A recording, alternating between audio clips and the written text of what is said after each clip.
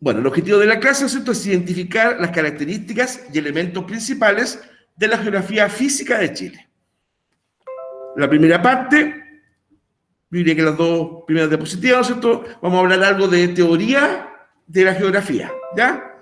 Que si mi memoria no me traiciona, ¿verdad?, igual en marzo algo vimos de esto, pero siempre es bueno recordarlo, ¿no? Como las bases conceptuales indispensables que nos permiten, ¿verdad?, entender de qué estamos hablando. Ya, ¿qué es la geografía física?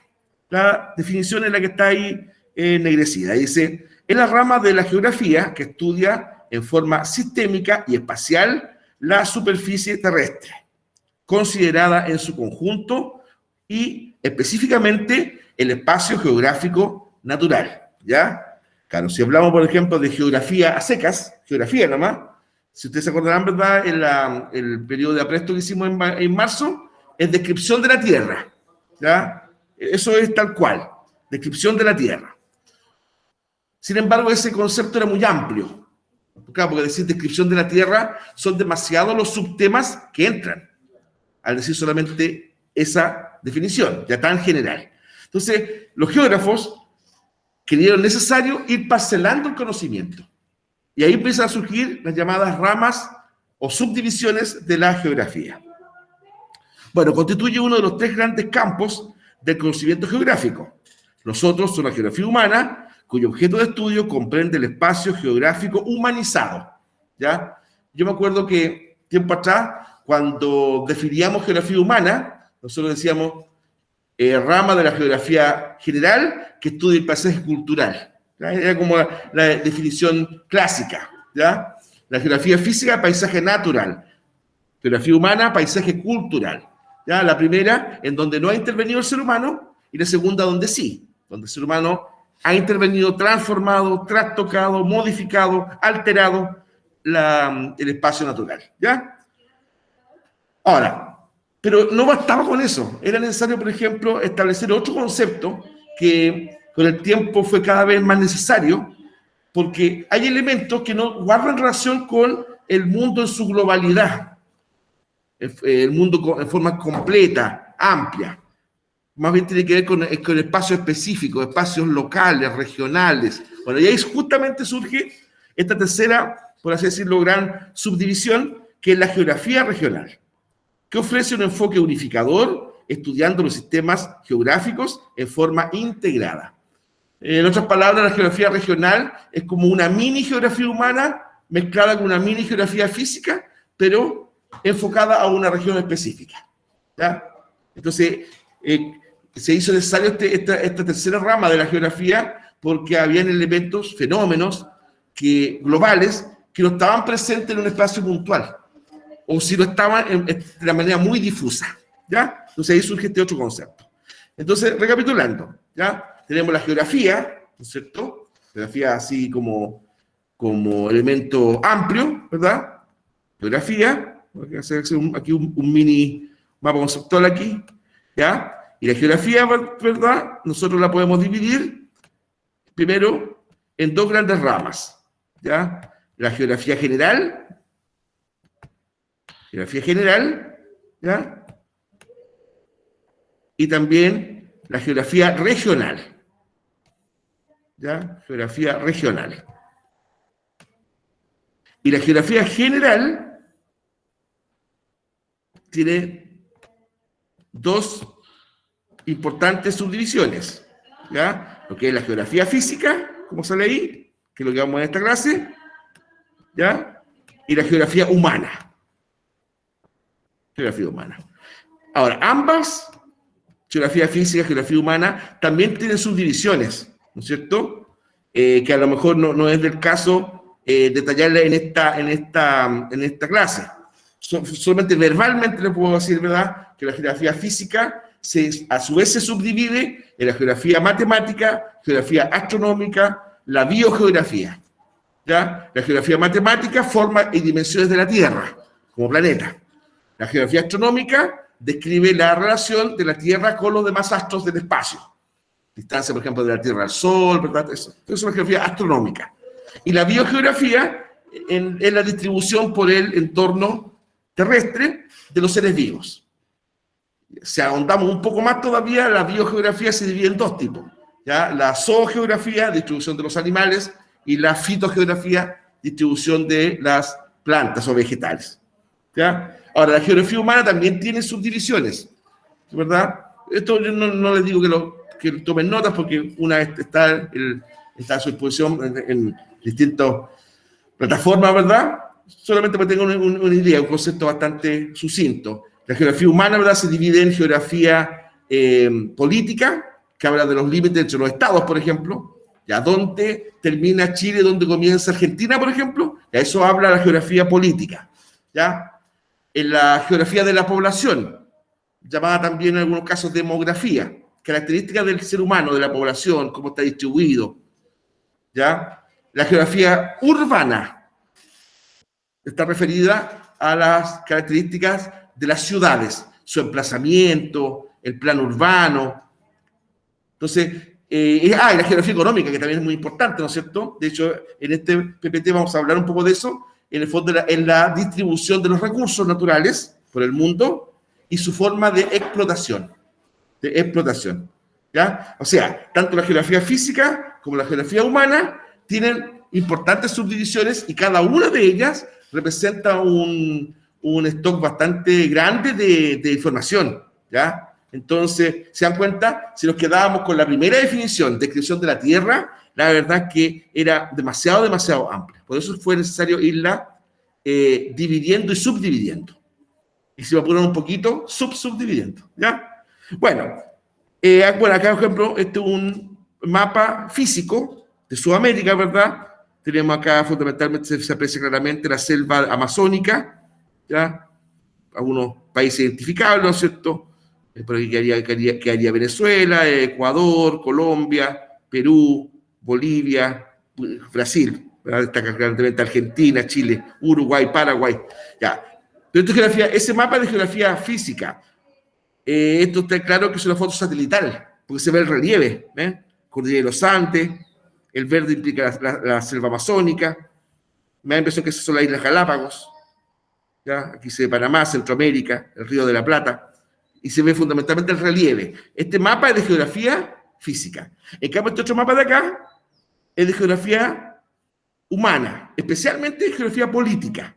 Ya aquí tenemos, ¿verdad?, la región de Coquimbo, ahí se alcanza a ver que está la ciudad de La Serena ahí, por ahí está Valparaíso, Santiago, ¿verdad?, la capital de Chile, ¿no es cierto? Y los límites incluso entre las regiones. Hoy día ya no se llaman con números, ¿ya? No se dice, por ejemplo, quinta región de Valparaíso nomás, ¿ya? Estamos en nuestro vocabulario, en todo caso, quinta región, pero habría que decir Valparaíso.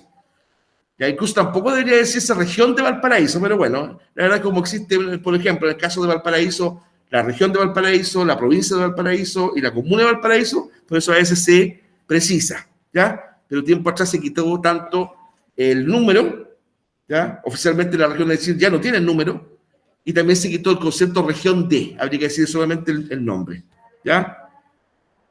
Pero en el vocabulario ya está muy adentrado decirle por el número. Ya, veamos entonces el primer concepto importante de la geografía, en este caso física de Chile, que es el relieve, que está ahí a continuación.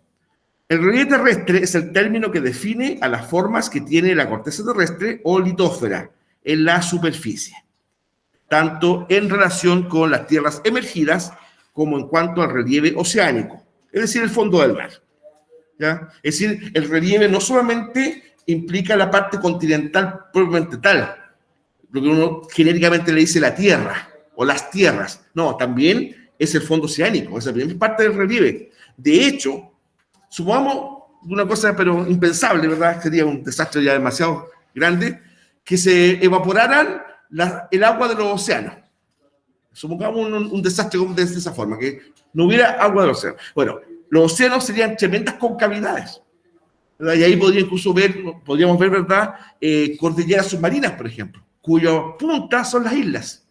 Claro, así sería, si de repente se desapareciera el agua de los océanos. Entonces eso ratifica que el relieve también incluye las cuencas oceánicas, ¿ya? El fondo del mar, ciertamente. ¿Ya? Ese es el objeto de estudio de la geomorfología y de la geografía física. sobre todo al hacer referencia a las tierras continentales e insulares. Ya cuando hablamos de las tierras continentales, estamos refiriéndonos a los... siempre está la discusión si son 5 o son 6, ¿ah? Son 6 continentes, ¿ya? Asia, África, Europa, América, Oceanía, Antártica, ¿ya? Pero generalmente no se habla de la Antártica. Ya, esa es una visión, pero dicen, no, en realidad son 5 continentes porque se hace un todo entre Asia y Europa. Incluso en algunos textos sale como Eurasia, ¿ya? Pero recuerden ustedes que la palabra continente, el concepto geográfico continente, además de la parte tectónica, que en realidad es un todo, ¿ah? De hecho, Europa es una península de Asia, en el fondo. Bueno, independiente de eso, ¿verdad? También hay un tema cultural, de identidad, y está claro que Europa es diferente de Asia, por muchos aspectos, por todos humanos, ¿ya? 6 continentes están reconocidos, lo que dije a continuación. El Polo Norte, mirar algunos, es que el Polo Norte no es un continente, ¿ya? Y esa es la diferencia con el Polo Sur, con la Antártica, ¿ya? El Polo Norte es un océano congelado. El Polo Norte es un océano congelado. Ahí no hay tierra, ahí. Es hielo solamente. En cambio, en el Polo Sur, la Antártica, es tierra y sobre la tierra hay hielo. Por eso que el Polo Sur es más pesado que el Polo Norte. Hay más peso, ahí tiene más masa. Yo no sé, parece que fue a usted de verdad que les contaba que a partir de ese fenómeno se descubrió que la Tierra gira así, como un trompo. El movimiento de rotación de la Tierra, ¿ya? Que se llama movimiento azimutal, hace una cosa así que estoy haciendo aquí con este control, ¿ya? El fondo gira como un trompo. No es un movimiento de rotación perfecto, no. Ya, pero ¿por qué pasa eso? Porque el Polo Sur es más pesado. Hay tierra ahí, ¿ya? No es el Polo Norte que es hielo. Bueno, el relieve terrestre ya es estudiado por varias ciencias, siendo la más importante la geomorfología, ¿ya? La geografía física y en menor medida la geología. Claro, que la geología en realidad no tiene tanto que ver con el relieve. La geología, como aparece ahí en el dibujo ahí de la derecha, tiene más que ver con las fuerzas, estructura interna de la Tierra. El geólogo o la geóloga, ¿verdad? A todos yo siempre digo los dos géneros porque tiempo atrás me descubrí que yo era muy machista sin quererlo en mis comentarios, ¿verdad? Siempre daba los ejemplos masculinos. No, pues ¿por qué no puede haber geólogas? Y perfectamente eso, bueno. En general, ¿verdad? Esos profesionales, ¿verdad? Estudian la estructura interna de la Tierra. ¿Por qué se producen las erupciones volcánicas, por ejemplo? ¿Ya? El tema ciertamente de los terremotos. La sismología, su ciencia madre es la geología, ¿verdad? Ahora, eso obviamente está claro que una geóloga, que un geólogo, ¿verdad? Entiende de relieve, por supuesto, no es que no sepa, pero su objeto de estudio fundamentalmente es lo interno, ¿ya?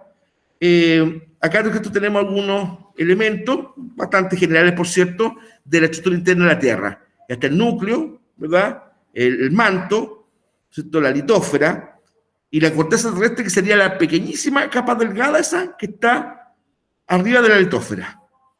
Esos cafecitos que se ve ahí, esa sería la corteza terrestre, ¿ya? Litósfera, ¿verdad? Mantelo, manto, eso es rosado, núcleo. El núcleo, como ustedes a lo mejor han escuchado, ¿verdad? Las temperaturas oscilan entre los 5.000 y los 8.000 grados Celsius, o sea, ahí no hay posibilidad alguna de vida, descartado absolutamente, y tampoco de material sólido, ahí todo es líquido. Ya incluso las rocas ya están licuadas. Imagínense el grado de calor que hay en el núcleo, una cosa impensable, ¿ya? Por eso cuando se produce una erupción volcánica, ya salen estos, comillas, torrentes de lava, ¿verdad?, de los volcanes, después se enfría esto, se solidifica y se transforma en roca, ¿ya? De hecho, ese tipo de roca recibe el nombre de roca ígnea, con tilde en la I, ígnea. ¿Qué es lo que es la roca ígnea? Aquella que surge a partir de la lava.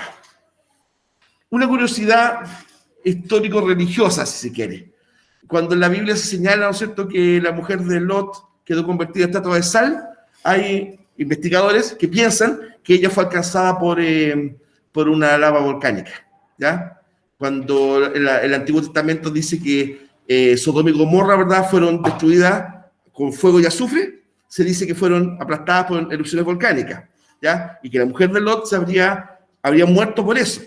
Y fíjese una cosa, esta cosa que puede sonar como anecdótica y como que no tenga nada que ver con la clase.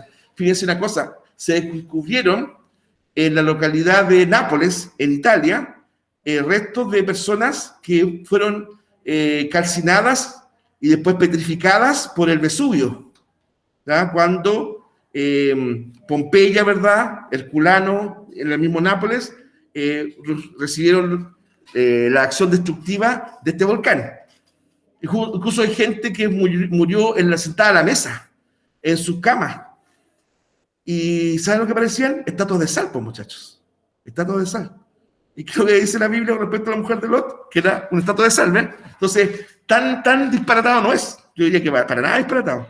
Bueno, y acá, ¿verdad?, un mapa visto mirando la Tierra desde el Polo Norte.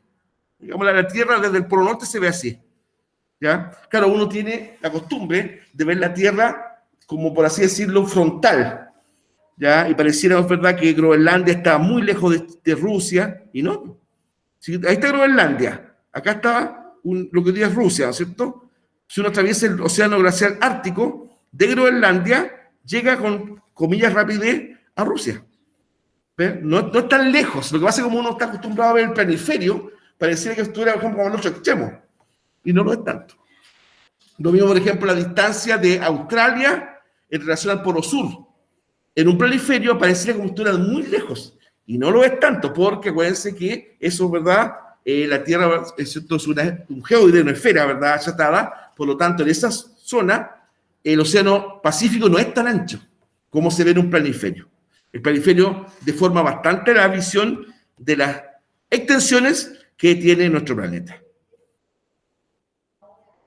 Ya, eso fue como todo genérico, ese tema de la mujer del Lot, eso es genérico. Y ahora vamos al caso específico de Chile, como geografía de nuestro país, geografía física. Bueno, existen, ¿verdad?, en Chile una diversidad de formas de relieves. Por ejemplo, los cerros, las cordilleras, las planicies, bahías, islas, valles, etc. ¿Ya? Todo eso que está ahí en negrita, digamos, son elementos del relieve. Antes también se decía accidentes geográficos. Los cerros, cordilleras, planicies, bahías, islas, valles. ¿Ya? Sin embargo, ya revisaremos, ¿verdad?, en esta clase, 4 formas de relieve más importantes que tiene nuestro país. Eso se denomina macroformas. Macro, grande, las grandes formas de relieve. Eso quiere decir. Ahora, también son más extensas, ¿ya? Y se encuentran en la casi totalidad de nuestro territorio. ¿Por qué casi totalidad? Porque vamos a ver que va a llegar una instancia, ¿no es cierto?, especialmente en lo que es la zona o región de los lagos de Chile, que hacia el sur van a haber 2 de estas 4 macroformas, 2, que van a desaparecer. ¿Ya? Por ejemplo, ya mentalmente piensen cómo es el sur de Chile, lleno de islas, ¿no es verdad? Canales, archipiélagos, estrechos. De hecho, una zona durante un tiempo se le llamó así, la región de los canales, ya donde vivían nuestros ancestros Cahuáscar, ¿verdad? O Selknam, o Yámanas. Bueno, ahí desaparecen 2 de estas macroformas, quedan solamente 2. Bueno, ¿cuáles son estas macroformas? Cordillera de los Andes, esta es como cadena de cerros, ¿verdad?, más alto, de presión intermedia, una concavidad ubicada entre cordilleras, cordillera de la costa, llamada así porque queda más a la costa que la otra, pero no está lado al lado, una franja, ¿verdad?, la separa, y justamente esa franja que separa la cordillera de la costa con el océano Pacífico son las planicies litorales. Esas 4 macroformas se van a presentar desde el límite con Perú hasta, yo diría, sin temor a equivocarme, ¿verdad?, la región de los lagos. ¿Ya? Región de los lagos. Puerto Montt, ¿verdad? Ahí termina claramente ese diseño. Hacia el sur ya va a ser bastante más irregular. ¿Ya? Las macroformas de Chile presentan similitudes y diferencias. En esta clase nos daremos cuenta de la forma de cada una de esas unidades de relieve de nuestro territorio. Bueno, de hecho, por ejemplo, hay de estas macroformas unidades, ¿verdad?, que son exclusivamente nacionales, chilenas, por así decirlo. La verdad es que no está como un poco mal dicho eso, porque pensemos que decir chilena, decir, ¿no es cierto?, peruana, decir colombiana, decir ya, es parte de la geografía de tipo política. ¿No? Esto es de la tierra no sé, ni Dios lo permita, si tuviesen movimientos cataclísmicos, pero destructivos, ya emergieran, ¿verdad?, cordilleras que no sabemos, etcétera, harían añicos estos límites creados por el ser humano. Lo harían añicos. Y ahí una vez más se demostraría lo poca cosa, lo pequeños que somos. ¿No es cierto? Claro. Bueno, un tema, ¿no es cierto? Esto siempre la naturaleza embate con tanta furia a todo lo que implica el paisaje cultural, ¿verdad? Entonces, como que lo importante nos recuerda eso. El ser humano, ¿no es cierto? Este ser que a veces es tan creativo, tan creador, ¿verdad? Pero a veces tan dañino, ¿verdad? Como somos la especie humana, lamentablemente. Pero constantemente la misma madre naturaleza nos recuerda lo pequeños que somos. Basta un tsunami, ¿verdad?, o basta un terremoto a gran escala para que eso nuevamente esté en vigencia. Bueno, países litorales. Los países litorales es el nombre genérico dado en la geografía chilena a una de las 4 estructuras de relieve principal, ¿ya? También llamado macroformas, como dije antes. Se extienden entre el mar chileno y la cordillera de la costa, en sentido oeste-este, ¿ya? Y de norte a sur desde el límite norte, ya del país, ya, le hace con Perú, ¿verdad?, hasta el canal de Chacao, en la región de los lagos, ¿ya? En el fondo es una franja que, ojo, en algunas partes de la geografía de Chile es muy mínima. No en todo el territorio nacional existe esto. De partida existe hasta la región de los lagos, ya, pero entre el límite con Perú y la región de los lagos hay instantes que prácticamente desaparecen. Cuando la cordillera de la costa, por ejemplo, prácticamente llega a pique al mar, sin dejar ni un pedacito de playa, por ejemplo, ahí justamente pasa lo que yo estoy diciendo, desaparece. Uno acá en la zona lo puede apreciar, en la zona, por ejemplo, si uno recorre esa vereda costera, ahí en Quintero, ¿verdad?, de la playa del Durazno, es bastante extenso este recorrido, ¿verdad?, pero pienso que grato, hasta el Papagayo, ¿verdad? Llega un instante en que no hay espacio o playa alguna, solamente recorrido, ¿no es cierto? Donde está la cueva del pirata, todas esas zonas que son riscos. Bueno, ahí, por ejemplo, se demuestra claramente que no hay países litorales, ¿ya? La cordillera de la costa cae prácticamente a pique al mar. Eso también se llama, como ahí dice, farellón costero. Su anchura, ¿ya?, va disminuyendo paulatinamente mientras se avanza hacia el sur. O sea, este espacio ubicado entre el Océano Pacífico y la cordillera de la costa se va achicando, se va empequeñeciendo, ¿verdad?, en la medida que avanzamos hacia el sur. Primero se presentan en forma discontinua, entrecortadas por el denominado farellón costero, ¿ya? Como decía recién, abrupta caída de la cordillera de la costa al mar, que se levanta desde el nivel del mar hasta alturas cercanas a los 1000 metros sobre la línea costera en el norte del país, ¿ya? Y luego comienzan, o continúan, mejor dicho, en forma ininterrumpida, en forma de terrazas, con un número de escalones y anchura media variables según la zona del país, ¿ya? Ahora, ¿por qué pasa este tema de las terrazas? Que son, ¿verdad?, como pequeños entrecortadas a los cerros, ¿verdad? Bueno, es por la erosión. Ahí afecta tanto la erosión eólica, desgaste producido por el viento, y erosión, ¿verdad?, hídrica, desgaste producido por el océano, ¿ya? A eso hay que agregar un nuevo tipo de erosión, que sería la erosión antrópica, ¿cierto? Erosión provocada por distintas construcciones humanas, ¿ya? Y ahí, por ejemplo, tenemos Iquique, ¿verdad?, que uno, por ejemplo, cuando llega a Iquique desde la carretera, ¿cierto?, 5 Norte, ¿ya?, uno entra por Humberton, ¿no es cierto?, después va hacia la costa, y es impresionante porque llega uno como ahí, como que se cae a la tierra, y empieza como caracol así, y llegamos al puerto de Iquique. Ya es bastante estrecho ahí ese punto, ¿ya? Ahí se ve claramente este tema del término de la cordillera de la costa y comienzo de la planicie litoral, ¿ya? La mayoría de los puertos de Asia, generalmente el puerto chileno, ¿verdad?, están entre cerro y mar. Entre cerro y mar. Si uno va a Valparaíso, algo por el estilo. En Quintero también está el cerro, ¿verdad?, la estación portuaria. Tal vez a lo mejor donde hay un poco más de margen sería ejemplo, en Arica, tal vez. Ahí tenemos la presencia orográfica del Morro Arica, pero eso está al sur de la bahía, ¿cierto? Ahí el plan de Arica es un poco más, o plano, como se dice a veces, es un poco más ancho. Pero la mayoría de los puertos chilenos, San Antonio, es bastante estrecho ahí el plan de San Antonio. Es así, cerro y mar, ¿ya? Encajonado, ¿verdad?, entre esos dos elementos geográficos. Acá está la loquera, ¿ya? Porque era tan bonito ya por ahora, aquí solamente arena ahora, la desembocadura del río Maipo, ¿ya? Cerca de San Antonio, Cartagena. Entonces, este río que nace en la región metropolitana, ¿verdad?, y que desemboca en la región de Valparaíso, ¿ya? Y hay esta que está acá, que está ahí mostrando con el cursor, sería también parte de las planicies litorales.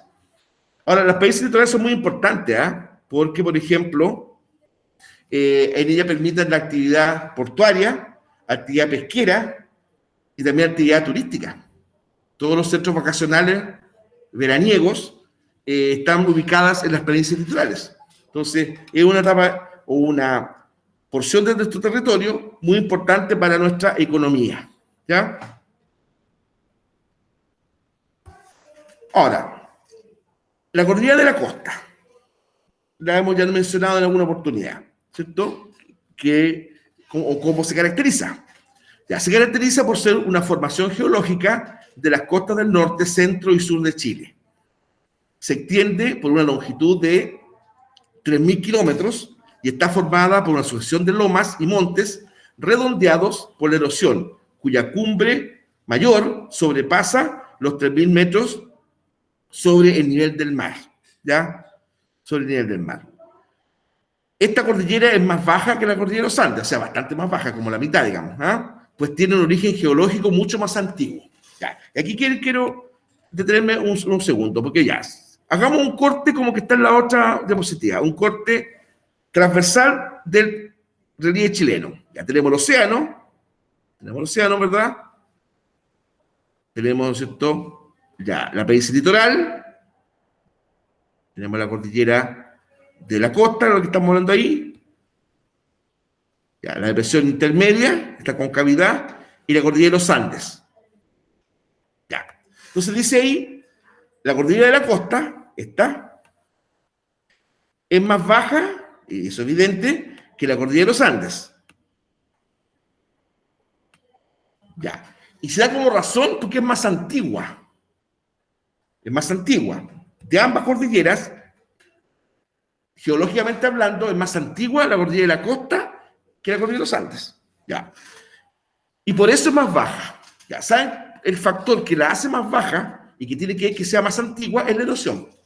Claro, porque el efecto erosivo a la cordillera de la costa le ha afectado durante más años, que digo años, milenios.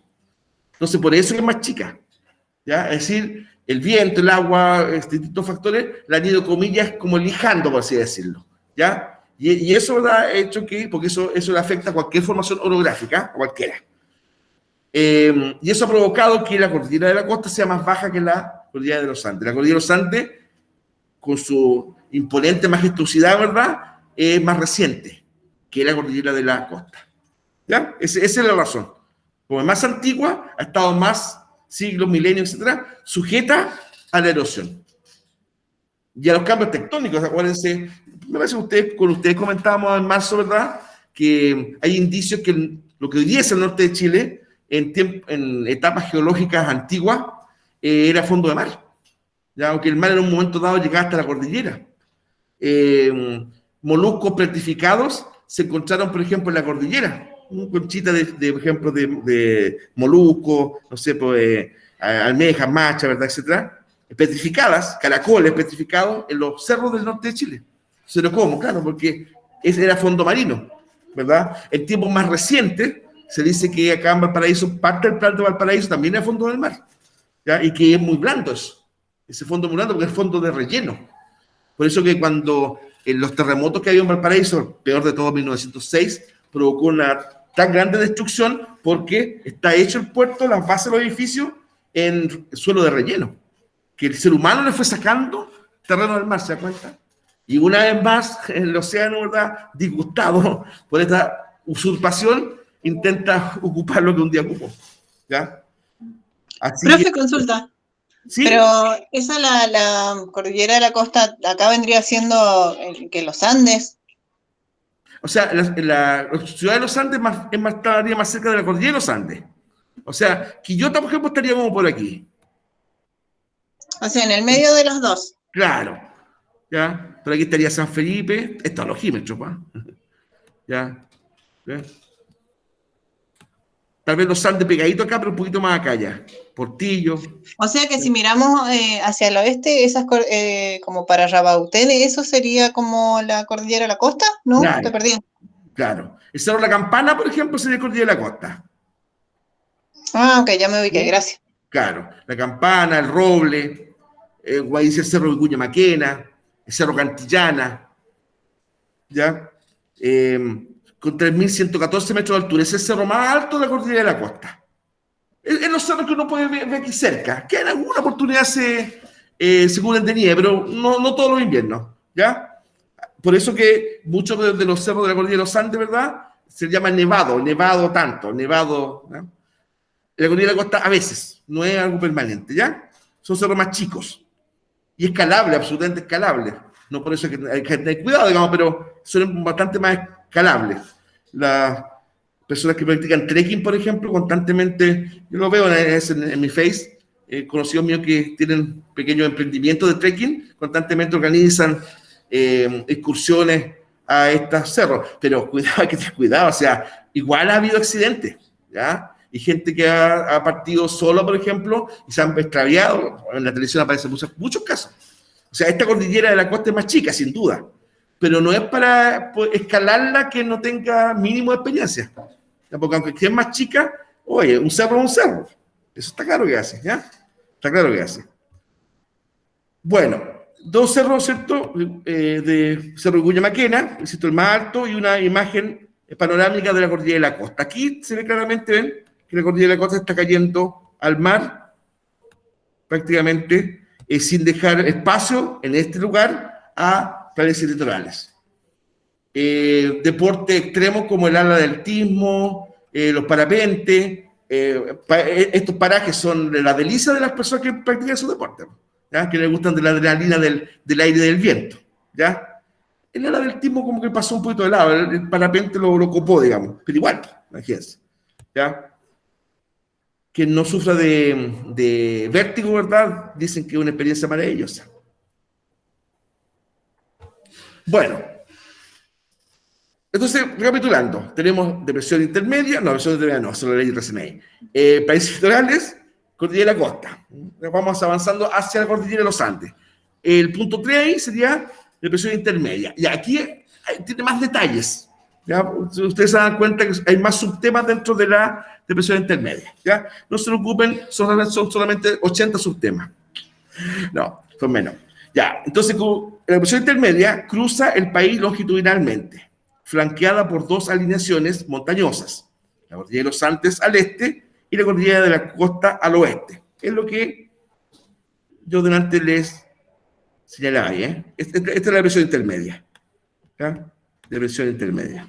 Es con esa concavidad, esa hondura. Cuando dicen, por ejemplo, pongámosle, San Felipe es tan caluroso, porque es muy caluroso, es porque está encajonado. ¿No han escuchado esa expresión? Bueno, es por eso. ¿Ya? De hecho, por ejemplo, la misma corriente aérea santiaguina es bastante más densa que Quillota. ¿Ya? Pero ¿cómo puede ser alguno si están más cerca de la cordillera de los Andes? Debería ser, sí, sin duda. Y el invierno es más helado. ¿Ya? Pero el verano santiaguino es bastante más tórrido que el verano quillotano. ¿Ya? Pese que en el último tiempo en Quillota los calores han aumentado. Pero eso es producto del cambio climático, más que la corriente aérea provocada por el relieve, ¿ya? Bueno, comienza, ¿verdad? Dice el extremo norte de Chile, también con el Perú, ¿verdad? Hasta el istmo de Ofqui, región de Aysén. Que cuando hablamos de istmo, es una pequeña franja de tierra que une dos franjas más grandes o dos masas de tierra más grandes. ¿Por qué dice ahí se extiende heterogéneamente? ¿Ya? Porque no es tan regular. Ya presenta distintos subelementos dentro de la depresión intermedia, como vamos a ver ahora. ¿Ya? Y es más, esos elementos han dado orígenes, en la nomenclatura, digamos, a regiones naturales de Chile. El primero, Norte Grande. Uno dice el Norte Grande, uno lo asocia a Arica, ¿no es cierto? Lo asocia a Iquique, lo asocia a Antofagasta. ¿Se dan cuenta? Ya, Norte Grande. En el Norte Grande, que va desde el límite con Perú hasta las proximidades del Valle de Huasco, la depresión intermedia se presenta parcialmente cubierta, conformando pampas o llanuras de amplias extensiones. Quien va por esos parajes, sumado en vehículo, ¿verdad? En vía terrestre, de repente hay unas rectas a nivel del desierto que pareciera que uno no avanza nada. De Quinta, la verdad, que en un momento dado conducimos, y pasa un rato y da la sensación que uno no avanza nada, porque es tan regular de repente el paisaje, el camino, etcétera, que como que uno no se moviera. ¿Okay? Es así, ¿no? Es el Norte Grande. En esta zona se caracteriza por sus ocasionales cursos de aguas, en muchos casos llamadas quebradas, las famosas quebradas, ¿ya? Y por la existencia de una serie de salares, ¿ya? Y depósitos de salitre, típico e histórico, ¿verdad? El Salar del Carmen, Salar de Atacama, Salar de Bellavista, Salar de Pintados. Entre los elementos geográficos de esta zona podemos nombrar las quebradas endorreicas. Cuando uno habla de endorreico, dato hay que considerarlo, ¿eh? ¿Qué es lo que es el endorreísmo? O zona endorreica o quebrada endorreica. Es aquella quebrada que su curso de agua es irregular y no desemboca todo el año en el océano. Hay momentos que se seca o se evapora, ¿ya? Se sumerge, etc. El endorreísmo es el curso de agua o los cursos de agua que no son regulares, que son bastante cortados, discontinuos. ¿Ya? En esa zona podemos encontrar la quebrada de Vítor, quebrada de Camarones, ¿verdad? Quebrada de Tarapacá, el mismo río Yuta, ¿verdad? Que en algunas partes sale como quebrada de Yuta, también entra dentro de eso mismo. Entonces, te da esa quebrada de Azapa, famosa, ¿verdad? Por la aceituna, ¿verdad? Bueno, y también forman parte del Norte Grande y de la depresión intermedia de la pampa del Tamarugal. El tamarugo es un árbol espináceo de la familia del espino que un tiempo estuvo en peligro de extinción, ¿eh? Porque históricamente el tamarugo siempre se lo ocupó como leña, claro. Entonces, bueno, la pampa del Tamarugal se ve justamente cerca del desvío hacia Iquique. La cuenca del río Loa, el río, ¿verdad?, cuya cuenca es la más extensa de Chile, a pesar que está rodeado por un tremendo desierto, pero de todas formas el río más largo de Chile, y el desierto de Atacama, que siempre se ha señalado, ¿verdad?, que el desierto de Atacama es el más seco del mundo. ¿Ya? Claro, porque, entre otras cosas, porque el suelo del desierto de Atacama fundamentalmente es pétreo. El desierto del Sáhara, ¿verdad?, o Sahara, en África, que es varias veces más extenso, pero más arena. Y está claro que tanto insectos como animales pueden vivir en eso. En cambio, el desierto de Atacama hay partes donde no hay vida. Producto de, además del extremo calor de día y del extremo frío de noche, imagínense un ser vivo adaptado a eso, a esa diferencia tanto de temperatura, ¿verdad? Además, es un suelo pétreo. Es complicado. Igual, hay algunos seres vivos, sin duda. Los auquénidos, ¿verdad? Y algunos mamíferos, reptiles. Esa es la primera parte, el Norte Grande. Repito que va desde el límite con Perú, ¿ya? Región sería Arique, Parinacota, hasta la zona de Huasco, región de Atacama. Ya, los valles transversales. En general, el relieve de esta zona se caracteriza por la alternancia sucesiva de cordones montañosos y valles transversales, consecutivamente. La palabra transversal quiere decir, digamos, que está organizado geográficamente de oeste a este, ¿ya? O de este a oeste, de este a oeste, ¿ya? De cordillera a mar, ¿ya? Ese es un valle transversal. ¿Cuáles son los valles transversales más importantes? Río Copiapó, del Huasco, Elqui, Limarí, Choapa, Petorca, Larigua, ¿ya? Estos dos riachuelos, ¿verdad?, que forman como una unidad hídrica, y nuestro añorado Aconcagua, ¿ya? Nuestro río Aconcagua. El rasgo principal de este sector es la existencia de fallas de diversa orientación que no logran conformar grandes depresiones o llanuras, ¿ya? Por lo que geológicamente pudieron haber sido menos impactadas por los alzamientos de las cordilleras delimitantes. Es decir, cuando emergió, ¿verdad?, la cordillera de la costa, cuando emergió la cordillera de los Andes, ¿verdad?, dice ahí, afectaron de manera menos catastrófica a esta zona, ¿cierto? Tal vez una excepción de eso podría ser, aunque es por una fractura que se encuentra debajo de la Ligua, ¿ya? Hay una fractura de la corteza terrestre debajo de la Ligua, ¿ya? Entonces, si Chile, como país entero, es un país sísmico, hay zonas como la Ligua que es más todavía sísmico. ¿Por qué? Porque hay como una rotura, hay una grieta. Esa es la razón que siempre se ha dado, ¿ya? Otra macroforma o parte, ¿verdad?, de la depresión intermedia sería el valle central o longitudinal, ¿ya? Es el tramo más extenso de la depresión intermedia. Más largo, ¿verdad?, de la depresión intermedia es el valle central o longitudinal. Se inicia en el valle del río Concagua y termina en el seno o golfo de Reloncaví. Esto es la región de los lagos, ¿ya? Es decir, de Valparaíso hasta los lagos.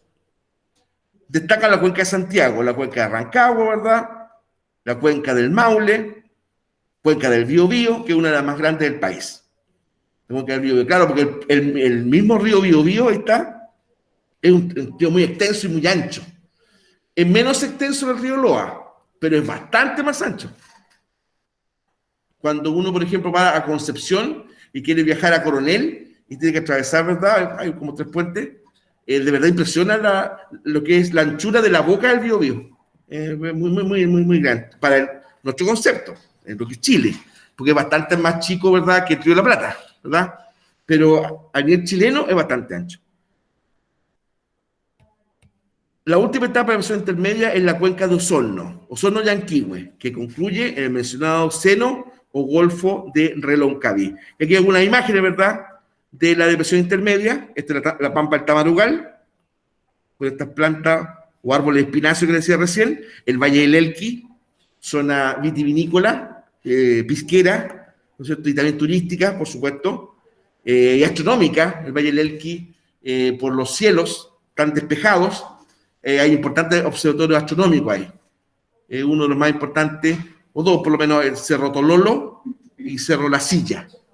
Tololo y La Silla, que hay bueno, había antes del tema de la pandemia, era el tour astronómico, ¿verdad? También está el tour pisquero, y ¿verdad?, independiente, digamos, del copete, no, pues es un tema turístico y bien bonito, te llevan a las viñas, ¿verdad? Hay viajes con sus familiares, a todo el tema pisquero, es una zona, y también, por supuesto, hay la cuna de Gabriel Mistral, pues Vicuña, ¿verdad? De repente muchas personas que son de la área como esotérica,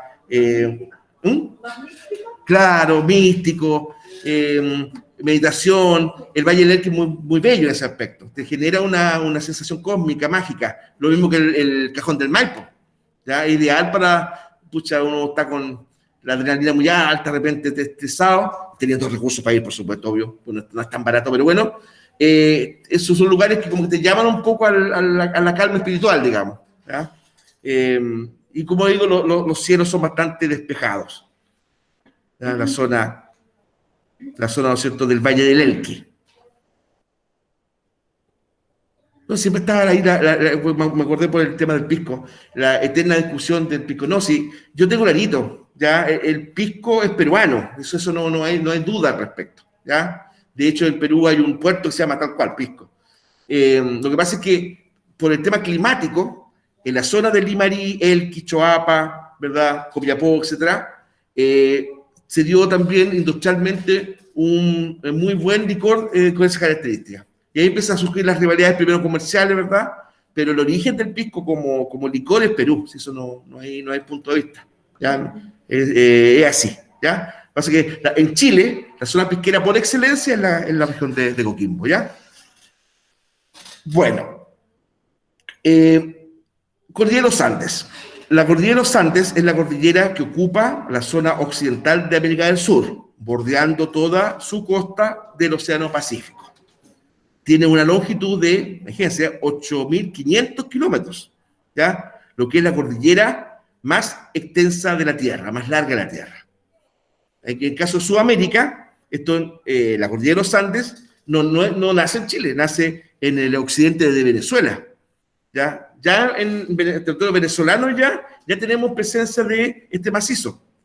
Venezuela, atraviesa Colombia, Ecuador, Perú, Bolivia, ¿verdad? Chile, Argentina, tanto es así que se llegó a hablar de América Andina.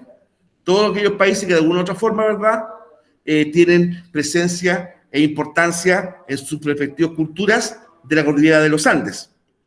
Ustedes dirán, ¿termina en Chile? No termina en Chile, miren, increíble, ¿ya? Se extiende el punto Trifino Norte, ya en un punto, ¿verdad?, donde confluye Chile, Perú, Bolivia, ¿no es cierto? Punto Trifino Norte, ya, hasta el territorio chileno antártico. Ahí veo aquí como un cachito, aquí, ¿no es cierto? Este es Chile, la parte norte, ¿verdad? Está Arica, hace el límite, hace una cosa así, ¿no? ¿Verdad? Ya, aquí quedaría Perú, ¿no es cierto? Acá Bolivia y acá Chile. Bueno, aquí hay un punto de una coordenada que se llama punto Trifinio Norte. Y a ese punto llegan los tres países. Ya, entonces la cordillera de los Andes, en el caso de Chile, se extiende desde ahí, ojo, hasta la Antártida. Pero ¿cómo hasta la Antártida? Sí, hasta la Antártida. No termina en la zona de Punta Arenas, ni Tierra del Fuego. Se sumerge bajo el paso o mar de Drake y reaparece en la Antártida. La llamada Tierra de O'Higgins, ¿verdad? Que es esa península de la Antártida. Bueno, ahí hay presencia de la cordillera de los Andes. Eso le indica a ustedes lo larga que es. No es la más alta, porque los más altos son los Himalayas, ¿ya? Eso es en China, Tíbet, ¿ya? Los Himalayas, el Everest, etc.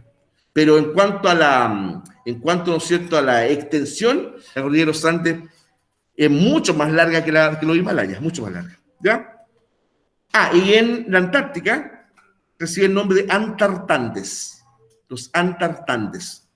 Suena así como mucha lengua, pero se llaman así, los Antartandes, ¿ya? La altura máxima de la cordillera de los Andes es el Monte Aconcagua. Queda en territorio argentino, ¿ya?